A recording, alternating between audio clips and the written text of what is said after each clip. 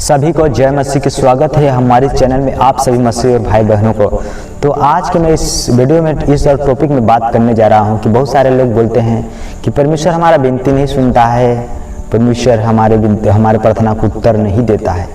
तो परमेश्वर आपकी प्रार्थना को उत्तर तब देंगे जब आप सारे कार्यों में निर्दोष होंगे तब, और परमेश्वर को आप वो वचन में बने रहते हैं।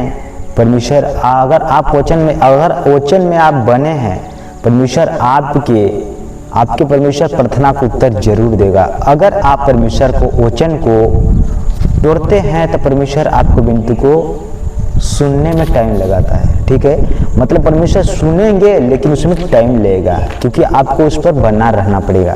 तो मेरे प्रियो, अगर आप इस वीडियो को देखे रहे हैं तो वीडियो को एंड तक देख लेना।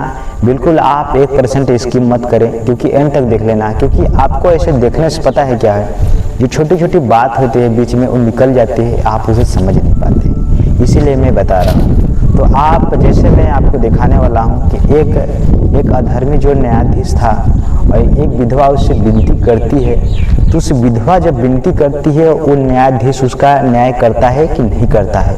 वो ऐसा न्यायाधीश था जो किसी मनुष्य का परवाह नहीं करता था, न परमेश्वर से डरता था, न किसी मनुष्य का परवाह करता था।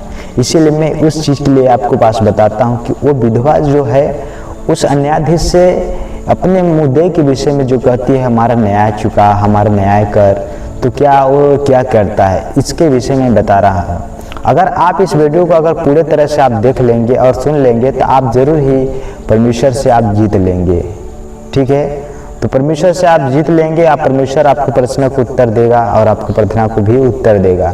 तो हम जैसे कि देखते हैं लूका के पुस्तक 18 अध्याय में, लूका के पुस्तक 18 अध्याय में हम 1 आयत से लेकर यहाँ 8 आयत तक आपके सामने रखता हूँ, ताकि आप भी इन वचनों को आप भी नोट कर लेना जरूर। मैं आपको नोट करने के लिए तो भूल जा रहा हूँ, लेकिन आप भी नोट कर लेना और आप भी इसे सही सलामत पढ़ लेना, ताकि आपको सारी बात को समझ आ सके। तो जैसे लिखा गया है लूका 18 अध्याय, हम 1 आयत से लेकर 8 आयत तक इसमें देखते हैं। तो लिखा है, फिर उसने इसके विषय में कि नित्य प्रार्थना करना और हिवाव न छोड़ना चाहिए, हिवाव न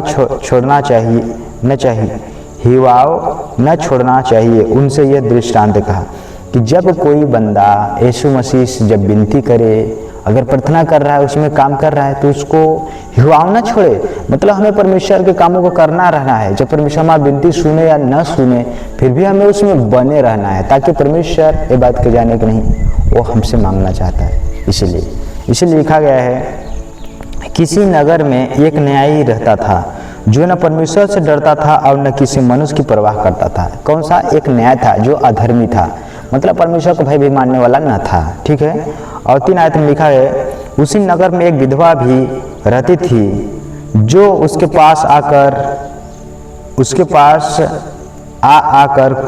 कहा करती थी कि मेरा न्याय चुका कर मुझे मुद्दई से बचा। मतलब क्या बोलते थे कि मेरा न्याय करके उस मुद्दई से बचा जिससे उसका बात था।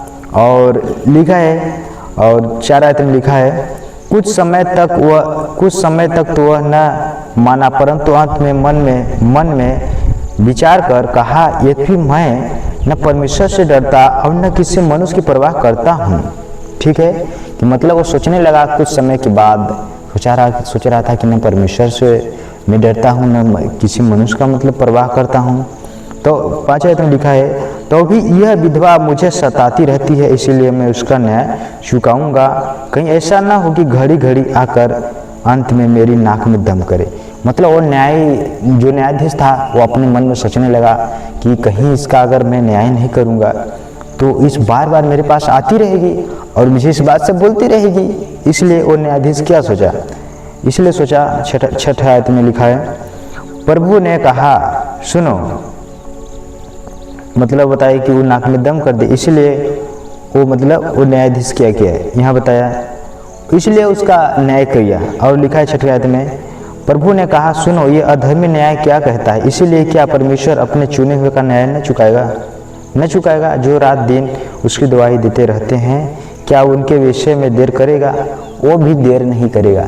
जब एक अधर्मी न्याय, एक विधवा का न्याय कर दिया, वो सोचा अपने मन में कि अगर इसके लिए हम अगर न्याय नहीं करेंगे तो ये बार बार हमारे नाक में दम कर देगी, इसे बोलते रहेगी। इसलिए मेरे प्रियो, परमेश्वर बोलते हैं कि जब वो अधर्मी जब इसका न्याय करेगा तो क्या परमेश्वर के जो लोग रात दिन परमेश्वर के लिए दुआ करते हैं, क्या परमेश्वर उसका उत्तर नहीं देगा? जरूर करेगा।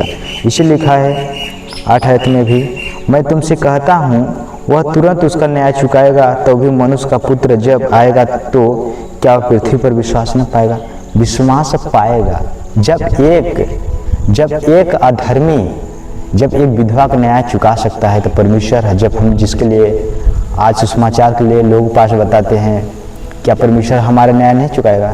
परमेश्वर क्या हमारे विनती को, हमारे प्रार्थना को उत्तर नहीं देगा? परमेश्वर 100% है, देंगे मेरे प्रियो।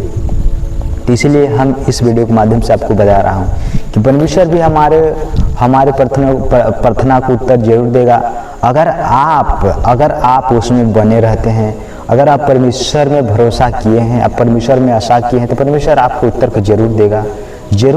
मैं कहना चाहता हूँ मेरे प्रियो, आप इस जो मैं बात बता रहा हूँ आपको, आप इस बात को आप याद रख लेना, क्योंकि परमेश्वर हमारे प्रार्थना को उत्तर देता है।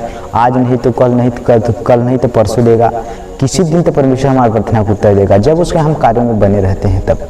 क्योंकि परमेश्वर हमें ये भी देखते हैं कि देखिए मनुष्य क्या करता है, क्या सोचता है। इसीलिए मेरे प्रियो, हम इसलिए इस वचन को बता रहे हैं क्योंकि हमारे भी साथ हुआ है, इसीलिए मैं बता भी रहा हूँ। तो मेरे प्रियो, आज का मेरा टॉपिक यहीं तक रहा।